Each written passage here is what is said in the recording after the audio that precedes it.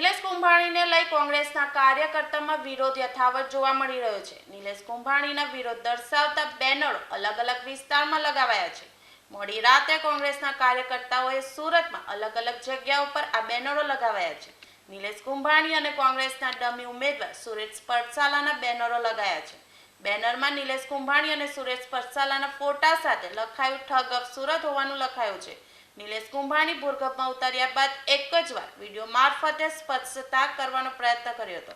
ગત રોજ અચાનક દેખા દીધી બાદ મીડિયાને સંબોધન કરશે તેમ કહ્યા બાદ વળી તબિયતનો હવાલો આપીને ગાયબ થઈ ગયા છે।